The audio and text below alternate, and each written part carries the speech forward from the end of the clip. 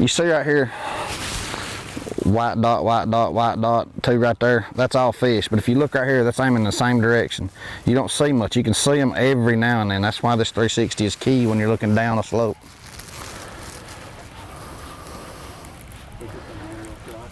Yeah, 360, all it is side imaging on a 10-second delay, basically.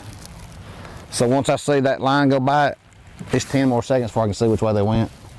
So there's nothing live about it. It just gives you a kind of a general perspective view of the shell bar, where the drop off is. It's just I've always been able to draw a picture in my mind of what I thought it looked like.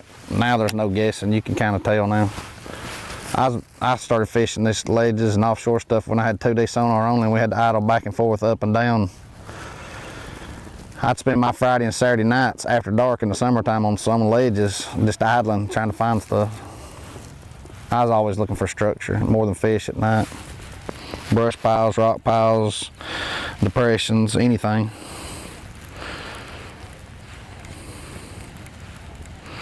But you see them white dots, that's all fish. They're just not wanting to bite, and 90% of that is the right stuff. That long one sitting right there right on top of the shell is probably a gar, but everything that's left and behind it is bass. There's some over to my left at like 10 o'clock, there's 2 bass sitting there.